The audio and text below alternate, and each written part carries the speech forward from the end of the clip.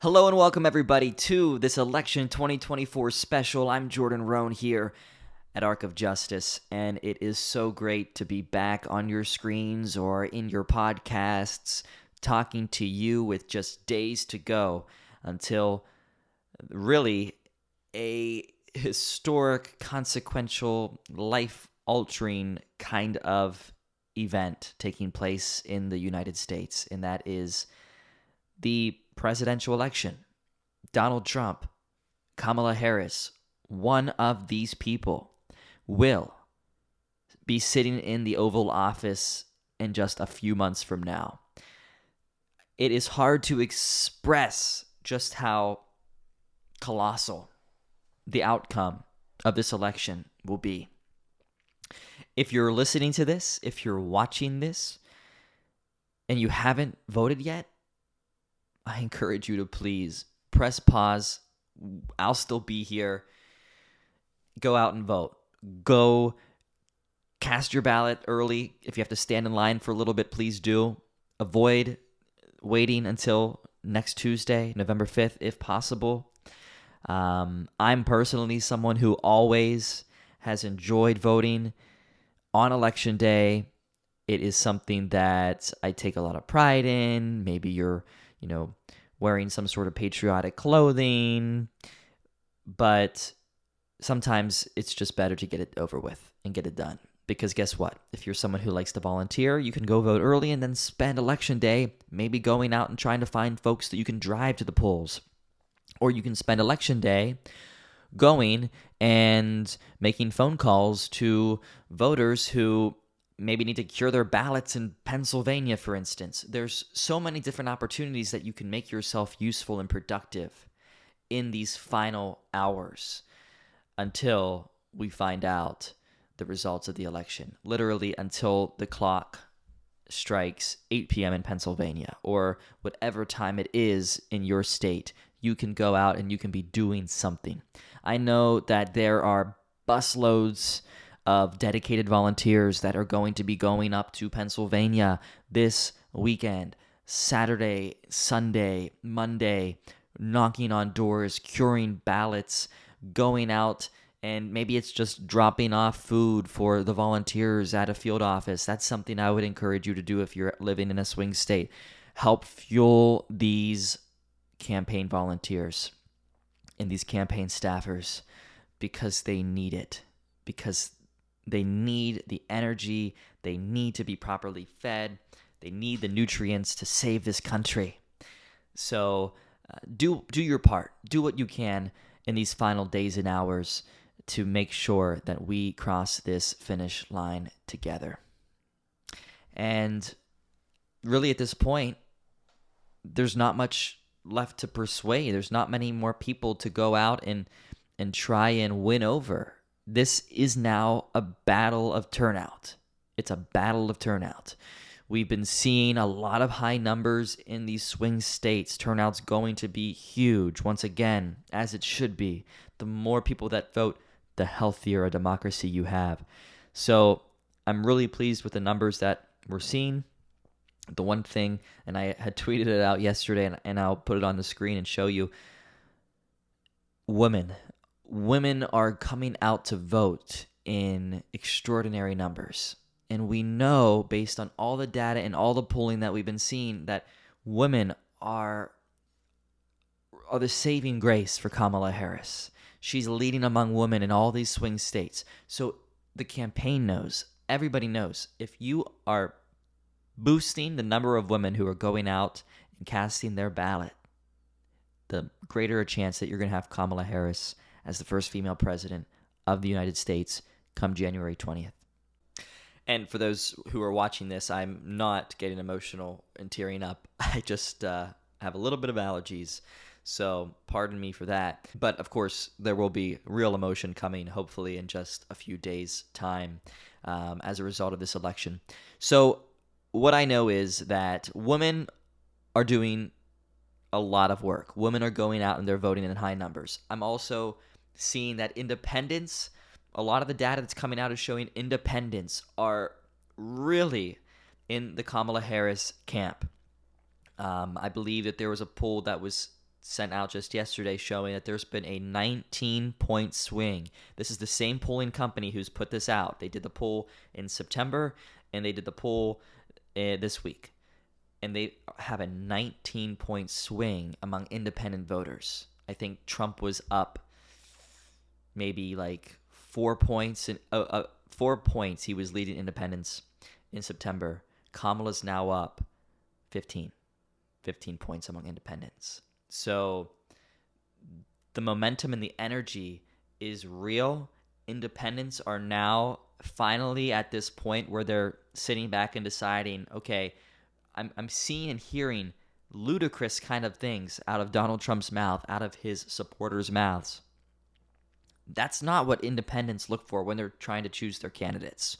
They're looking for the message of Kamala Harris. They're looking at her going on the campaign trail. They have hundreds of Republican officials, former Trump officials, who are coming out and saying we cannot afford to go back to Donald Trump's leadership. We won't survive as a country. And I think independents are looking at that and they're realizing, what am I doing? How is this a decision that I'm wrestling with? At the end of the day, we need to choose sanity over chaos. We need strength over insanity. We need a president like Kamala Harris who can unite the country together, because that's what she has built her campaign on, is unifying Republicans, Democrats, and independents, those who will vote for her and those who won't. On the contrary, we know that Donald Trump, he's out for vengeance. He's out for retribution. He will not represent the interests of those who are not loyal to him. He wants to represent one person's interest, and that's himself. And it's not to make things better.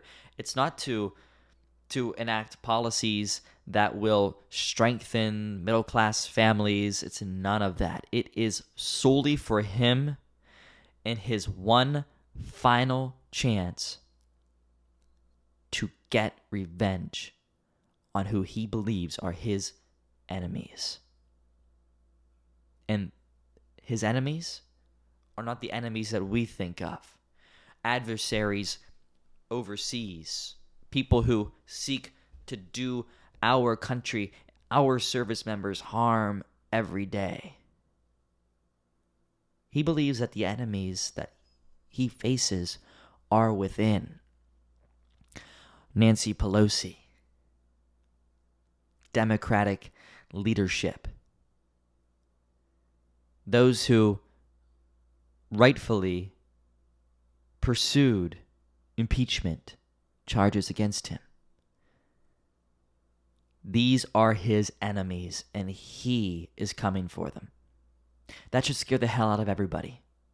Everybody who's ever said anything negative about Donald Trump, anybody who's ever tried to hold his feet to the fire, to hold him accountable. Everyone's at risk. We're all at risk because we are not loyal to Donald Trump. We pledge our allegiance to the United States of America, not to Donald Trump. And that to him is a threat. It's a threat to his power. And we're all on notice. If he gets in, he's coming. So our job, our responsibility is to stop him from getting back into that White House. We have to do our part. We have to do what we can to put Kamala Harris across the finish line on Tuesday, November 5th. So what I want to talk about now is a look at the current polling in the state of the race. So I am going to put on screen some of the averages that we're seeing out there and really try to dig into some of the trend lines that are currently existing. All right, so here we go. We have the polling averages on screen at this point in time. These are fresh and up to date as of November 1st, 2024. So we've had a couple of good polls that have been put in even as late as last night at midnight. So those are all factored into these averages. We do have a New York Times poll for the blue wall states that will be coming out 5 a.m. on Saturday, November 2nd. So that will be important to go and take a look at to see how it corroborates some of the recent ones we've been seeing. But as it stands today, as it stands at this moment, as you can see, in Pennsylvania, Donald Trump currently has a lead of 0.3%. Kamala Harris leading by 0.3% in Wisconsin, and Kamala Harris leading by 0.8% in Michigan. So it's kind of ironic how it's the blue wall states that are all closest together, all closest to that even tie. And Pennsylvania, as we know, is really going to be that tipping point state. It's going to be the state that decides this whole thing. So Donald Trump with a narrow lead, but Kamala Harris seen some good polling results over the last couple of hours, over the last couple of days. Kamala Harris getting some really good polling results. So over the past couple of hours, couple of days, Kamala Harris has been seeing good polling results, better polling results. But when you look at the averages, Donald Trump does maintain that slight edge. The one thing that concerns people is the 4 years ago numbers. Because as you can see, 4 years ago, Joe Biden was predicted to win every state except for Ohio, and he was very, very close to flipping Ohio according to the polling, right? That's what we see there on the screen. However, the numbers are a little bit different this time, and it's a lot closer. And Trump leads in probably about half of these swing states. So the question that a lot of people have is, well, which polling do we believe? Are we supposed to believe that the current polls are even accurate? You know, Joe Biden was supposed to have PA pretty much in the bag 4 years ago. Came down to a very, very small number, right? 1.2%. So when you go down and look at all these different results, I mean, Wisconsin and Michigan, they were supposed to be so much more favorable to Joe Biden based on the polling back in 2020, and Trump was able to really make it a lot narrower and really be able to almost win the 2020 election. And thank God he didn't. So what are we to make of these polls? Well, at this point, we just aren't certain of what's accurate and what's not. I mean, certainly we hope that the polls are accurate. We hope that the polling is correct, but we just don't know. We just don't know. Donald Trump may very well be in the lead in these states. He may be leading by even more percentage points than what it says on your screen right now as a result of that Trump effect of polling, where you are never able to really tell what the public is thinking because the polling just doesn't work with Donald Trump on the ballot. So if Trump's up 0.3% in Pennsylvania, I mean, should we be panicking and worrying? You know, last time the polls were off by over 3 points in PA. So should Trump really be at up 3 percentage points?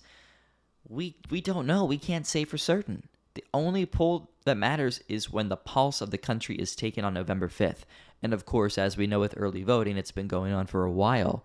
But we're going to find that out. We just don't know if the polling is accurate at this point in time. We hear some experts saying that it's been weighted differently, all these things. We don't know. We just don't know. I do look at a state like Ohio, and I find a little bit of hope that the polling might be more accurate. Because look, 4 years ago, Trump was up 0.2%. People thought Biden might take Ohio. Didn't happen. Trump won it by 8.2. So if you look at the polling and say, wow, so Ohio polling was off by 8 points last time. Well, now they have Trump up by about 7 points.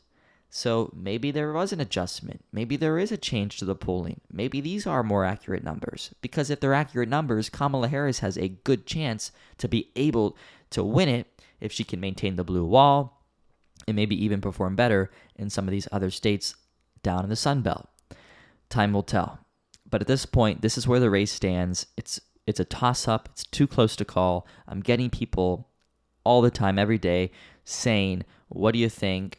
Does Kamala look like she has it? Are you confident? And the answer is, I don't know. I'm seeing things on both sides that leads me to believe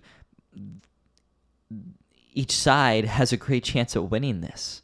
I mean, if you take a look at some of the early data, I mean, we have women coming out in huge numbers, and we know women are more for Kamala Harris. So that's really positive for her. We see that seniors are starting to kind of deflate a little bit in their support for Donald Trump, which should be his big demographic that he is supposed to be winning, and it's not turning out that way for him. So there's little tiny things in the data and what we're hearing that suggest Kamala Harris is in a good position in these states, and we're seeing better polling results. She's up 2, she's up 3 in these Michigan and Wisconsin polls. She's been up 2 in these Pennsylvania polls recently. The thing is, and I put this out in an article recently, Kamala Harris has a much higher ceiling than Donald Trump. Donald Trump is maxed out at 48% of the vote. He just is. Kamala Harris has had a lot less time to build her name recognition and to teach people her biographical information. But it's not over till it's over. And she is doing this effectively up until the very last second. And she might be able, all she has to do is surpass that ceiling of Donald Trump. So get more than his 48%. If she can get 48.5%, if she can hit 49%, Kamala Harris will be the next president. Because Donald Trump has a ceiling that she doesn't have. So she absolutely can win this. And I would just say at this point, don't even really give the polls much credit.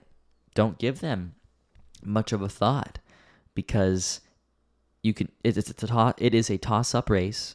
Anyone can win it. Both sides have a good argument for why they think that they should probably be ahead, and move on with that and wait for the results to come. I will be putting out my official prediction video as to what I think will happen, because that's what I did 4 years ago. I always make a prediction. I always make an electoral map, for better or for worse, so that the record can reflect where I stood on how things looked, where I stood after I reviewed the data and after I made other observations.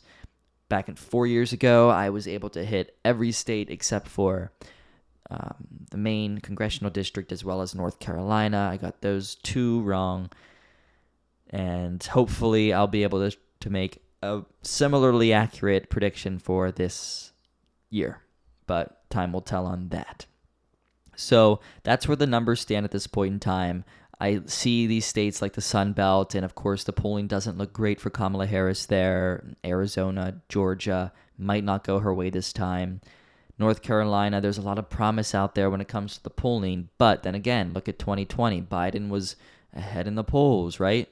Until he wasn't, until Election Day came and Donald Trump won it by 1.3 points. So we'll see what happens with my predictions for North Carolina, but I just think at the end of the day, it's the blue wall, the Rust Belt, that is going to be Kamala Harris's best shot at winning this election.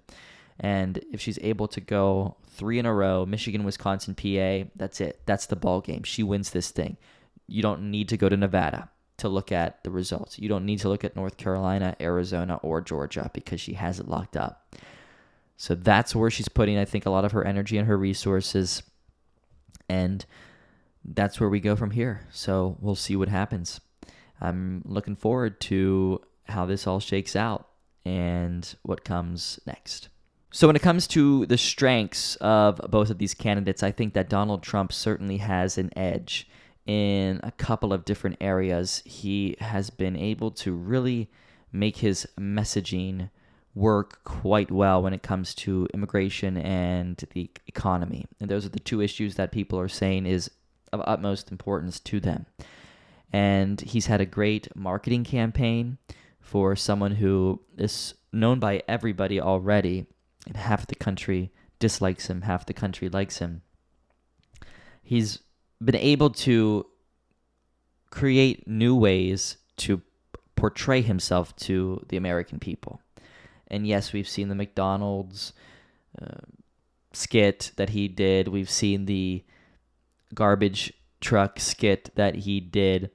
And some people say that's all baloney. That's all, a Michael Dukakis kind of 2.0.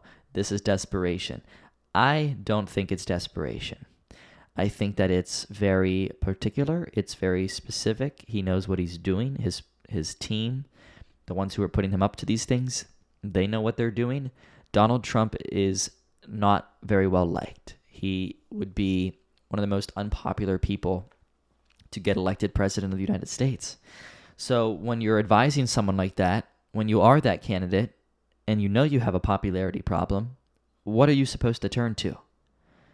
You can't just keep spinning the same old wheel. You can't just keep spewing the same old lines. You have to be able to reinvent yourself and do these kind of caricature kind of events and portrayals to make yourself seem a little bit different, to freshen up the view that the people have of you.